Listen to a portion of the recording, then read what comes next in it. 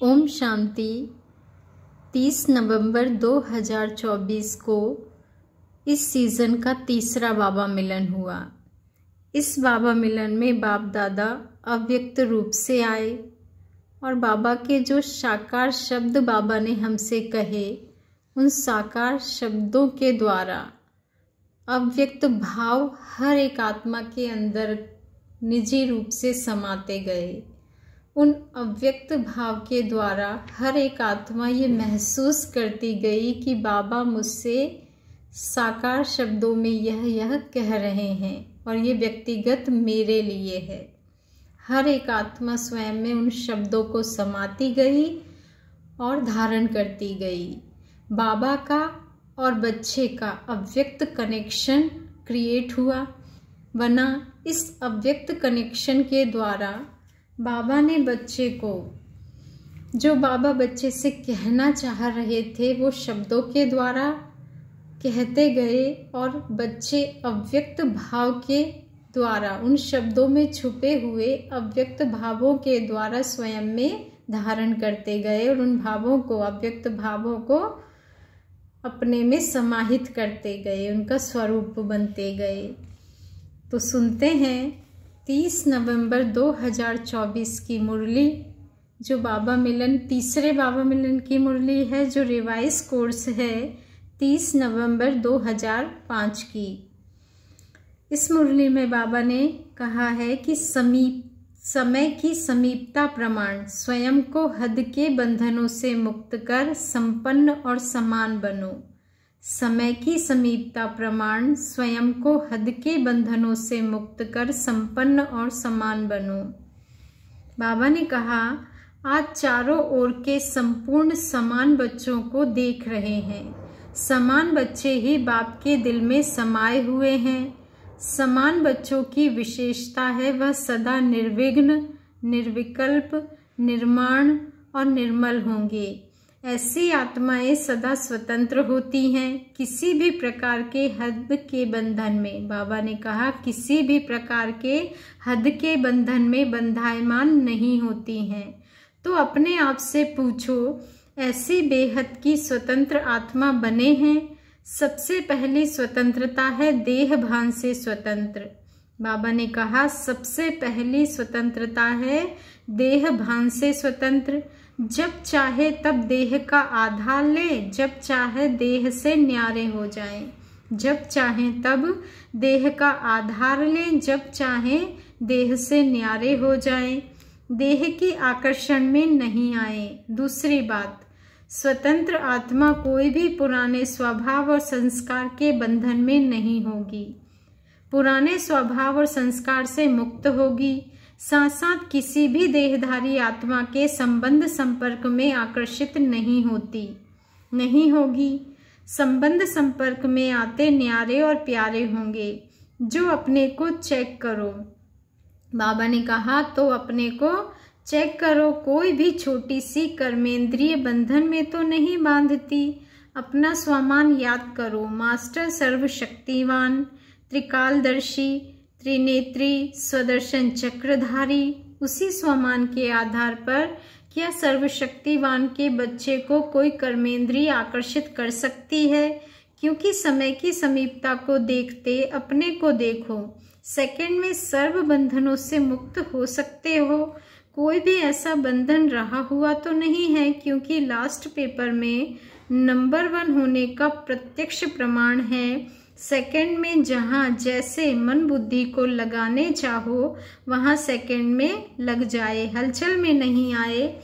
जैसे स्थूल शरीर द्वारा जहाँ जाना चाहते हो जा सकते हो ना, ऐसे बुद्धि द्वारा जिस स्थिति में स्थित होना चाहो उसमें स्थित हो सकते हो। जैसे साइंस ने लाइट हाउस माइट हाउस बनाया है, तो सेकंड में स्विच ऑन करने से लाइट हाउस चारों ओर लाइट देने लगता है, माइट देने लगता है। ऐसे आप स्मृति के संकल्प का स्विच ऑन करने से लाइट हाउस माइट हाउस होके आत्माओं को लाइट माइट दे सकते हो। 1 सेकंड का ऑर्डर हो, अशरीरी बन जाओ, बन जाएंगे ना कि युद्ध करनी पड़ेगी। यह अभ्यास बहुत काल का ही अंत में सहयोगी बनेगा। अगर बहुत काल का अभ्यास नहीं होगा तो उस समय अशरीरी बनना मेहनत करनी पड़ेगी। बाबा ने कहा, इसलिए बाप दादा यही इशारा देते हैं कि सारे दिन में कर्म करते हुए भी बार बार यह अभ्यास करते रहो। इसके लिए मन के कंट्रोलिंग पावर की आवश्यकता है। अगर मन कंट्रोल में आ गया तो कोई भी कर्मेंद्रिय वशीभूत नहीं कर सकती। बाबा ने कहा, अगर मन कंट्रोल में आ गया तो कोई भी कर्मेंद्रिय वशीभूत नहीं कर सकती। अभी सर्व आत्माओं को आपके द्वारा शक्ति का वरदान चाहिए। आत्माओं को आप मास्टर सर्वशक्तिमान आत्माओं के प्रति यही शुभ इच्छा है कि बिना मेहनत के वरदान द्वारा, दृष्टि द्वारा, वाइब्रेशन द्वारा हमें मुक्त करो। अभी मेहनत करके सब थक गए हैं। आप सब तो मेहनत से मुक्त हो गए हो ना, कि अभी भी मेहनत करनी पड़ती है। सुनाया था मेहनत से मुक्त होने का सहज साधन है दिल से बाप के अति स्नेही बन जाना। बाबा ने कहा, मेहनत से मुक्त होने का सहज साधन है दिल से बाप के अति स्नेही बन जाना। आप ब्राह्मण आत्माओं का जन्म का वायदा है, याद है वायदा? जब बाप ने अपना बनाया, ब्राह्मण जीवन दी, तो ब्राह्मण जीवन का आप सबका वायदा क्या है? एक बाप दूसरा ना कोई। याद है वायदा? याद है तो कान हिलाओ। अच्छा हाथ हिला रहे हैं। याद है पक्का, या कभी कभी भूल जाता है? देखो, 63 जन्म तो भूलने वाले बने, अब यह एक जन्म स्मृति स्वरूप बनो। तो बाप बच्चों से पूछ रहे हैं, बचपन का वायदा याद है? कितना सहज करके दिया है। एक बाप में संसार है, एक बाप से सर्व संबंध है, एक बाप से सर्व प्राप्तियां हैं, एक ही पढ़ाने वाला भी है और पालना करने वाला भी है। सब में एक है, चाहे परिवार भी है, ईश्वरीय परिवार, लेकिन परिवार भी एक बाप का है। अलग अलग बाबा ने कहा, अलग अलग बाप का परिवार नहीं है, एक ही परिवार है। परिवार में भी एक दो में आत्मिक स्नेह है, स्नेह नहीं आत्मिक स्नेह। बाप दादा जन्म के वायदे याद दिला रहे हैं। और क्या वायदा किया? सभी ने बड़े उमंग उत्साह से बाप के आगे दिल से कहा, सब कुछ आपका है, तन मन धन सब आपका है बाबा। तो दी हुई वस्तु चीज बाप की अमानत के रूप में बाप ने कार्य में लगाने के लिए दिया है। आपने बाप को दे दी है ना, या वापस थोड़ा थोड़ा ले लेते हो? वापस लेते हो तो अमानत में खयानत हो जाती है। कोई बच्चे कहते हैं, रो रिहान करते हैं ना, तो कहते हैं मेरा मन परेशान रहता है। मेरा मन आया कहाँ से? बच्चे, मेरा मन आया कहाँ से? जब मेरा तेरे को अर्पण किया तो मेरा मन आया कहाँ से? आप सभी तो बिन कौड़ी बादशाह हो गए। अभी आपका कुछ नहीं रहा, बिन कौड़ी हो गए लेकिन बादशाह हो गए। क्यों? बाप का खजाना वह आपका खजाना हो गया तो बादशाह हो गए ना। परमात्मा खजाना वह बच्चों का खजाना। तो बाप दादा वायदे याद दिला रहे हैं, तेरे में मेरा नहीं करो। बाप कहते हैं, जब बाप ने आप सबको परमात्मा खजानों से माला माल कर दिया, जिम्मेवारी बाप ने ले ली। किन शब्दों में? आप मुझे याद करो तो सर्व प्राप्ति के अधिकारी हो ही। आप मुझे याद करो तो सर्व प्राप्ति के अधिकारी हो ही। सिर्फ याद करो। बाबा ने कहा, सिर्फ याद करो, आप मुझे याद करो तो सर्व प्राप्ति के अधिकारी हो ही। सिर्फ याद करो। और आपने कहा, हम आपके, आप हमारे, यह वायदा है ना। तो बाप कहते हैं, खजानों को सदा स्व प्रति और सर्व आत्माओं के प्रति कार्य में लगाओ। तो बाप कहते हैं, खजानों को सदा स्व प्रति और सर्व आत्माओं के प्रति कार्य में लगाओ। जितना कार्य में लगाएंगे उतना ही खजाना बढ़ता जाएगा। सर्व शक्तियों का खजाना, सर्व शक्तियाँ कार्य में लगाओ। सिर्फ बुद्धि में नॉलेज नहीं रखो, मैं मास्टर सर्वशक्तिमान हूँ, लेकिन सर्व शक्तियों को समय प्रमाण कार्य में लगाओ और सेवा में लगाओ। बाबा ने कहा, बाप दादा ने मेजोरिटी बच्चों के पोता मेल में देखा है, दो शक्तियाँ अगर सदा याद रहें और कार्य में समय पर लगाओ तो सदा ही निर्विघ्न रहो। विघ्न की ताकत नहीं है जो आपके आगे आए। बाबा ने कहा विघ्न की ताकत नहीं है आपके आगे आने की, यह बाप की गारंटी है। वैसे तो सर्व शक्तियाँ चाहिए, लेकिन मेजॉरिटी देखा गया है कि सहन शक्ति और रियलाइजेशन की शक्ति, रियलाइज करते भी हो लेकिन उसको प्रैक्टिकल में स्वरूप में लाने में अटेंशन कम है। इसलिए जिस समय रियलाइज करते हो उस समय चलन और चेहरा बदल जाता है।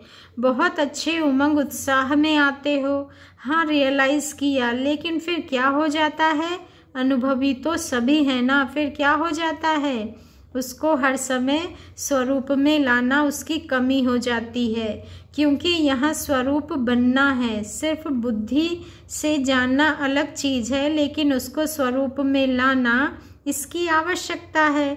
कभी कभी बाप दादा को कोई बच्चों पर रहम भी आता है।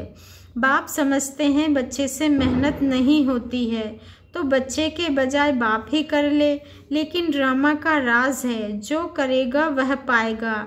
इसलिए बाप दादा सहयोग जरूर देता है, लेकिन करना फिर भी बच्चे को ही पड़ता है।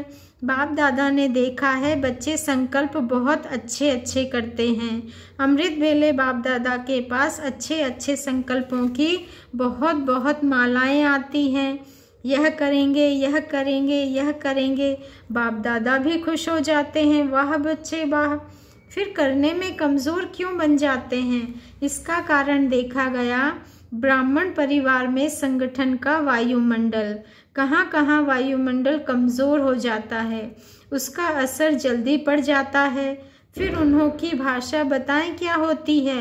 भाषा बड़ी मीठी होती है। भाषा होती है यह तो चलता है, यह तो होता है, ऐसे समय पर क्या संकल्प करो? यह होता है, यह चलता है, यह अलबेलापन लाता है, लेकिन उस समय इस भाषा को परिवर्तन करो।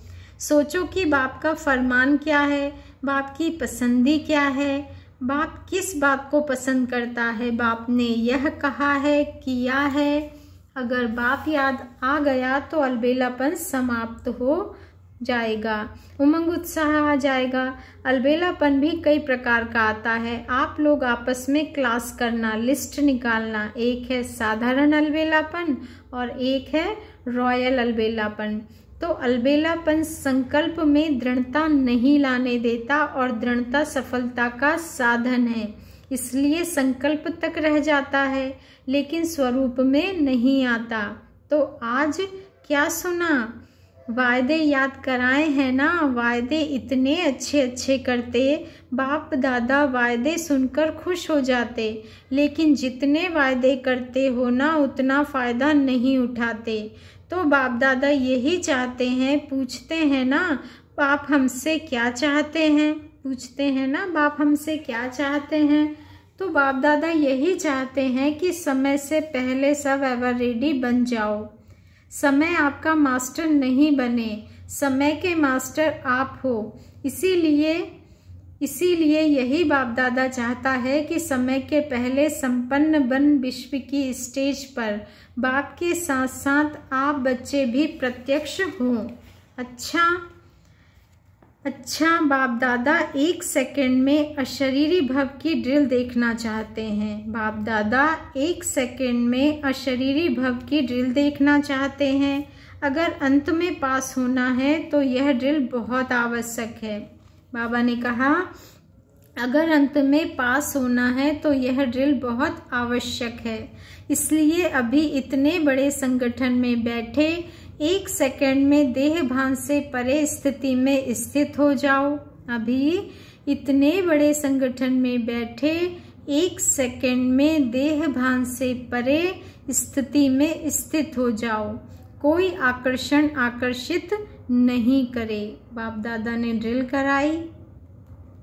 अच्छा, चारों ओर के तीव्र पुरुषार्थी बच्चों को चारों ओर के तीव्र पुरुषार्थी बच्चों को सदा स्व परिवर्तन और विश्व परिवर्तन की सेवा में तत्पर रहने वाले विशेष आत्माओं को, सदा ब्रह्मा बाप समान कर्मयोगी, कर्मेंद्रियों की आकर्षण से मुक्त आत्माओं को, सदा दृढ़ता को हर संकल्प, हर बोल, हर कर्म में स्वरूप में लाने वाले बाप के समीप और समान बच्चों को बाप दादा का दिल की दुआएं और दिल का याद प्यार स्वीकार हो और नमस्ते।